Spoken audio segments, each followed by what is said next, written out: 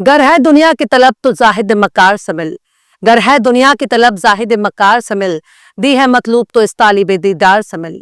सलाम, नमस्ते, सत श्री अकाल। मैं हूं आपके साथ हर्षिता मिश्रा और आप देख रहे हैं टाइम्स पेन। ईरान में अमेरिका और इजराइल के हथकंडे नाकाम हो चुके हैं। जो भी एजेंडा अब तक चलाया जा रहा था वो अब धीरे धीरे फेल होता जा रहा है, क्योंकि ईरान ने अमेरिकी कंपनी स्टारलिंक को जाम कर दिया है। ईरान ने एलन मस्क की सैटेलाइट इंटरनेट देने वाली कंपनी के नेटवर्क को ही जाम कर दिया है, यानी उसके सिग्नल को रोक दिया है, जिसके बाद अमेरिका और इजराइल अपना सिर खुजा रहे हैं, क्योंकि उनका तुरुप का इक्का फेल हो चुका है। अब ना तो ईरानियों के पास एजेंटों के मैसेज आ रहे हैं और ना ही उनके जरिए मैसेज ईरान से बाहर भेजे जा रहे हैं। अब साफ जाहिर हो चुका है कि स्टारलिंक लंबे समय से ईरान में अपने डिवाइस की तस्करी कर रहा था, लेकिन ईरान ने बहुत बड़े पैमाने पर स्टारलिंक के डिवाइस को जाम किया, जिसके बाद ईरान में होने वाले दंगे भी धीरे धीरे कंट्रोल होने लगे हैं।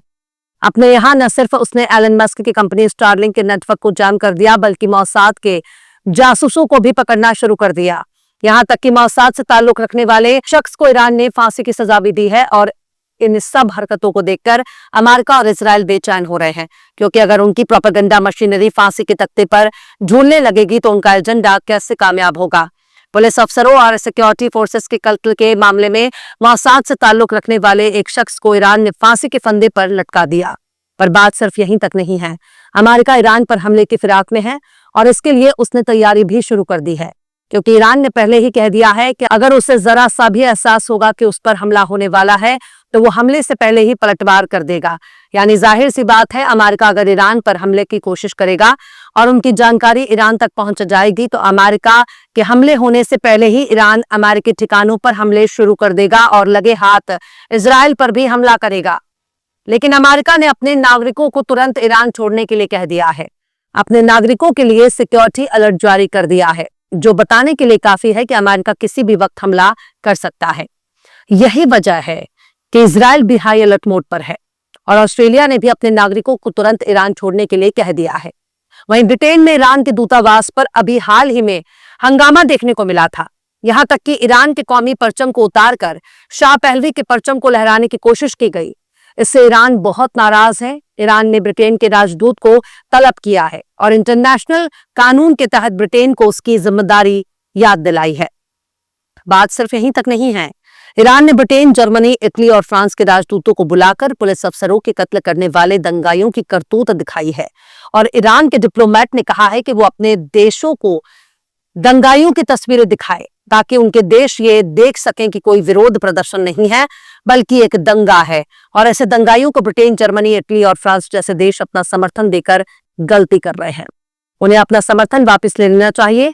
वहीं ईरान की जुडिशरी के चीफ ने ऐलान किया है कि दंगाइयों के जरिए नुकसान करने पर दंगाइयों से ही मुआवजा भी वसूल किया जाएगा, यानी हर्जाना उन लोगों को देना होगा जो दंगे कर रहे हैं। वह इंटरनेट की आजादी का समर्थन करने वाला अमेरिका अब प्रेस का गला घोटने से भी पीछे नहीं हट रहा। अमेरिका ने ईरान की तस्नीम न्यूज एजेंसी की वेबसाइट को ब्लॉक कर दिया है। ये वो वेबसाइट है जिसे tasneemnews.com कहा जाता है, यानी .com डोमेन वाला तस्नीम न्यूज की वेबसाइट को ही अमेरिका ने बैन कर दिया और अब वेबसाइट बंद हो गई है, जिसके बाद तस्नीम न्यूज एजेंसी ने भी अपना वेबसाइट के कंटेंट को ईरान के डोमेन में शिफ्ट कर दिया। यानी ईरान कह रहा है कि तुम डाल हम पात, तुम जो भी करोगे उसका जवाब हम देंगे जरूर। अब अमेरिका ईरान के सामने कुछ शर्तें रखने जा रहा है और ये शर्तें ऐसी हैं जिसे थोपना कहा जाता है।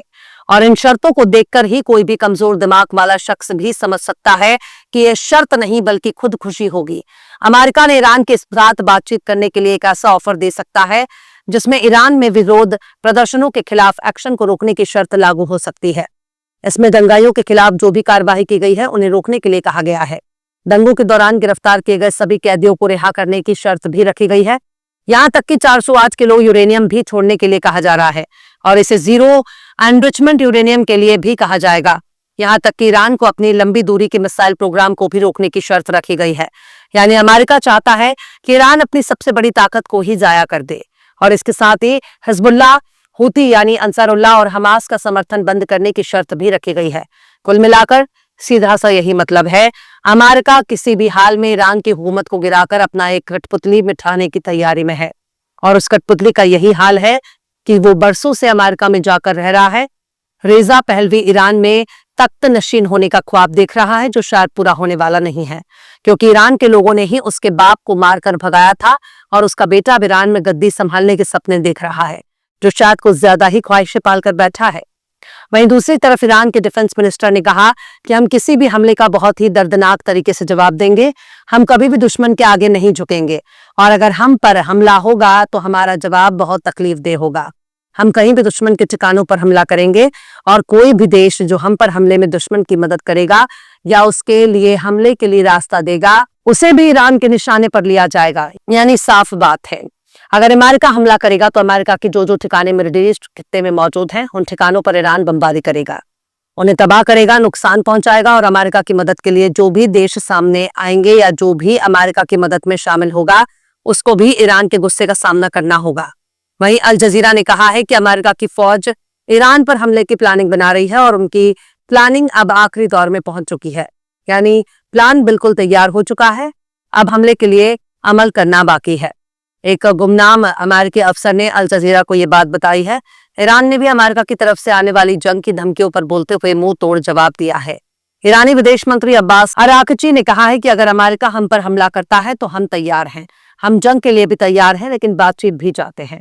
ईरान कह रहा है कि वो पहले से ज्यादा मजबूती से जवाब देगा। वहीं अगर गौर से देखा जाए तो ईरान के भीतर दंगों में मारे जाने वाले लोगों के हालात बहुत दर्दनाक हैं। जिन लोगों को दंगाइयों ने कत्ल किया, उनके बारे में फॉरेंसिक मेडिसिन ऑर्गेनाइजेशन के चीफ अब्बास मसजदी ने तस्नीम न्यूज एजेंसी को बताया है कि दंगाइयों ने लोगों के गले काटने जैसी वारदात भी अंजाम दी गई और उसके लिए चाकू का इस्तेमाल किया गया। काफी करीब से राइफल के जरिए गोली मारी गई और ये जानकारी तस्नीम न्यूज एजेंसी की फारसी वेबसाइट पर मौजूद है। खैर, अमेरिका अब जंग की तैयारी कर रहा है और सबसे बड़ी अहम खबर है जिस पर पूरी दुनिया की निगाहें टिकी हुई हैं, वो जंग जरूर करेगा। इजराइल भी बेचैन है क्योंकि उसे भी खुद के ऊपर खतरा महसूस हो रहा है और जब अमेरिका ईरान पर हमला करेगा तब अमेरिका का पालतू होने के नाते इजराइल भी उसके पीछे पीछे ईरान पर हमले के लिए जाएगा। नेतन्याहू भी यही चाहता है कि ईरान पर उसे हमला करने का मौका मिल जाएगा, पर जंग चाहे जैसी भी हो, चाहे उसका नतीजा कुछ भी हो, आम लोग ही नुकसान झेलते हैं। चाहे जंग में जान गंवाने वाले अमेरिकी हो, इजरायली हो, फिलिस्तीनी हो या फिर ईरानी, मरता इंसान ही है और जिनके हुक्म पर जंग होता है वो अपने आलिशान इमारतों में चैन की रोटियां तोड़ते रहते हैं। हुक्मरान जंग नहीं करते बल्कि वो अपने प्यादे को, अपने गुलामों को और अमेरिकी सिपाहियों को जंग के मैदान में उतार देते हैं और खुद मलाई खाते रहते हैं क्योंकि उनका कुछ बिगड़ने वाला नहीं है। बहरहाल, चलते चलते आखिर में मुजाहिद फराज ने भी क्या खूब फरमाया है, फसाद कत्ल तअस्सुब फरेब मक्कारी, फसाद कत्ल तअस्सुब फरेब मक्कारी, सफेद पोशों की बातें हैं, क्या बताऊं मैं। फिलहाल इस खबर में बस इतना ही। ये एपिसोड आपको कैसा लगा कमेंट बॉक्स में जरूर बताइए। पसंद आए तो लाइक करें, शेयर करें और बेबाक निष्पक्ष स्वतंत्र पत्रकारिता को सपोर्ट करने के लिए हमारे चैनल टाइम्स मेल को जरूर से सब्सक्राइब करें और बेल आइकन की घंटी वाले बटन आप जरूर से दबा दें ताकि आपको हमारे आने वाले नए वीडियो की नोटिफिकेशन फौरन ही मिल जाए। फिर मिलते हैं किसी और वीडियो में एक नई खबर के साथ। हर्षिता मिश्रा को दीजिए इजाजत। जय हिंद। अगर अभी तक आपने हमारे चैनल टाइम्स मेल को सब्सक्राइब नहीं किया है तो जल्दी से सब्सक्राइब कर दें और बेल आइकन भी प्रेस कर दें।